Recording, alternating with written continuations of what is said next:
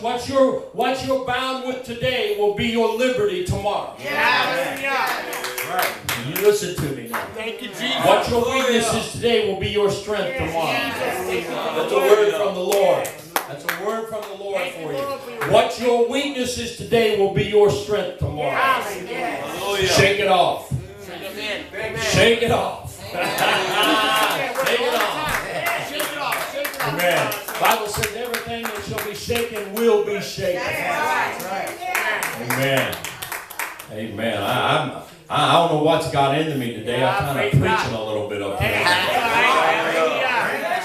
Amen.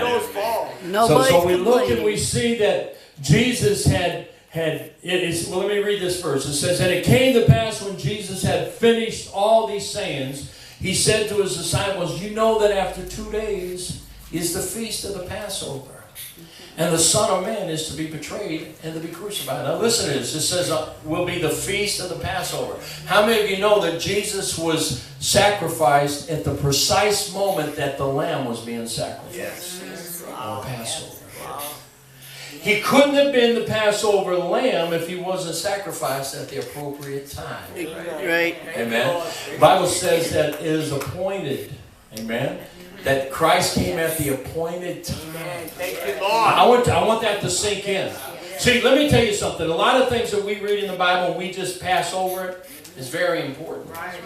Jesus came at the appointed time. If he would have died a moment before or a moment after, it wouldn't have been the appointed time. Right. If he would have come a year before or a year after, it wouldn't have been the appointed time. Amen. The time to destroy the works of the devil. The Bible says Jesus came to destroy the works of the devil. What is the works of the devil? I mean, there's a list in the Bible. He come to destroy the works of the devil. If you look at the works of the flesh, it says fornication, adultery, effeminate. We want to clean that up, but it means homosexuality. Amen. You know, hate, envy, strife, jealousy. All of these things, which is the work of the flesh, he came to destroy. So we can be liberated from it, Jason. We can be liberated from these things that have us bound. I mean, I could see it grabbing us by the throat and refusing to let go. Amen. Amen. Every day. But I remember a little cartoon. And it shows I believe it's a pelican. And he's got a frog, and he's ready to eat that frog, and that frog's got his hands stretched out and squeezing the neck of the pelican. Yeah, he's in the pelican's mouth, or the crane's mouth. Yeah, he's in the mouth. He's reaching around, choking him. And it's talking about being persistent, to fight. I mean, you know, most of us would say, man, it's over, I'm done for. Right. No, keep fighting. I don't care. I don't care how it looks. I don't care what it seems like. Keep fighting. Yes. Paul said, fight the good fight of faith. Yes. In the end, he said, I fought a good fight. Yes. He said, man, I'm about ready to go home, but I want you to know one thing. I fought. I fought. They come to Paul and they begin to prophesy to him. They put a girdle on him. They said, this man who has the girdle, if he goes into Jerusalem, he'll be bound like he's bound with this girdle, and he'll be taken before the authorities and he'll be destroyed. I'm paraphrasing. I don't remember exactly all the same words. And Paul said, man, that's my destiny. God has called me to go to Rome, and I will go to Rome even if it means death. I fought the good fight. I'm not going to let fear keep me from doing what God called me to do. Thank you, Lord. Amen. Amen. How many of us would get up and go into the Muslim nations and proclaim the gospel? Oh, come on now. Fear would take place. Oh, yeah. I get scared just thinking about it. Amen. But God raises men and women of God that's not afraid. That's right. You remember me saying some years ago how I heard a Chinese testify that he said, we'll go. He said, Americans are afraid, but we're not afraid. So we've been under the threat of death our entire walk with Christ. Wow. They're burning down the churches in China right now. Yes. The Muslims are killing the Nigerian Christians right now. Yes. You don't see that on the media, but you let one little mosque get blown up, and that's all over the world's news. Amen. Yeah. That's right. But yet we're killing thousands, hundreds of people, within a week. 200 people, I think, a week they were killing in Nigeria. You don't hear about that. No. Amen. Are you listening to me? Yeah. Amen.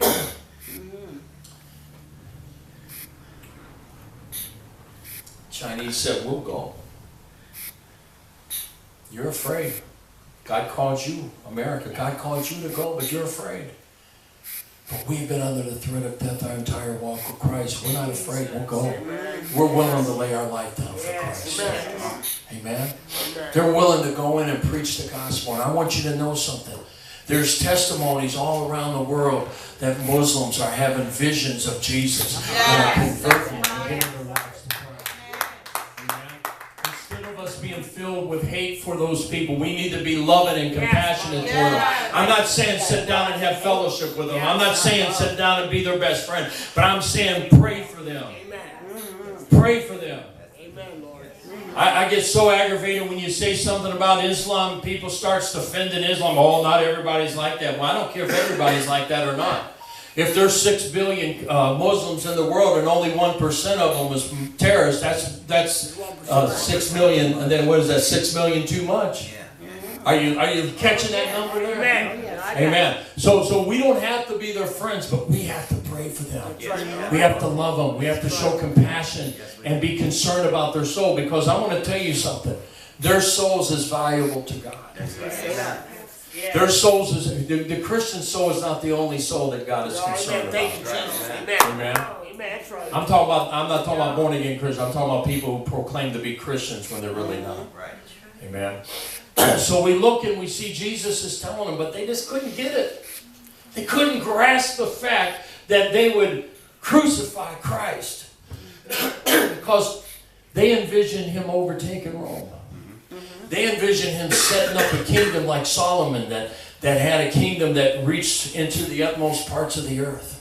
They expected this great wealth because we got the greatest Medicare and welfare system that ever walked on the face of the earth. Yes, we do. I mean, he provides food for 5,000 and children and women. Thank you, Lord. Thank you. That's probably 20,000 people. He provided it from just a couple little fish and a few little rolls, folks. I'm not talking about loaves of bread. I'm not talking about big loaves. I'm talking about little rolls. A little boy that brings some rolls and fish, a little smelt. He's a little boy. He wasn't carrying 10-pound trout. He had 5 little smelt and a couple little rolls to eat for lunch. That was his lunch. Jesus fed the multitude twice that we know of. That's right. Come on. So there was a lot of things happening that we don't even know. That's right. You get sick, he heals you. Thank you. That's better than going down and standing in those lines in the welfare department. That's better than trying to get Medicaid and Medicare. Because the government will take it away. You sneeze and they'll say, "Oh, you're disqualified." Yeah. Boy, Are you listening that's to the me? truth. That's the truth. We thank you, Lord. So they're saying, why would I want to believe that Jesus is going to die? Because I need him to establish his kingdom on earth. And so John comes along, John's mom and James' mom comes along and says, Jesus, when you get to your kingdom, would you mind putting your 2 cousins here on either side? The Bible tells us, King James Version says that John the Baptist was his cousin, but he wasn't. He was a kinsman. That word should have been translated kinsman. He could not have been first cousins because they're from the tribe of Levi and Jesus was from the tribe of Judah. Are you catching this?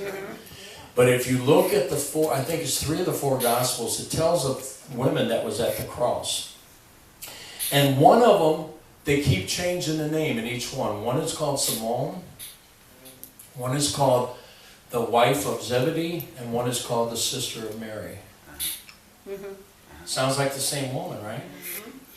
So Simone, who was the mother of James and John, the wife of Zebedee, was the sister of Mary, the mother of Jesus. That means Mary and Simone were sisters, and that means James and John and Jesus were first cousins. Are you catching this? Amen. That's why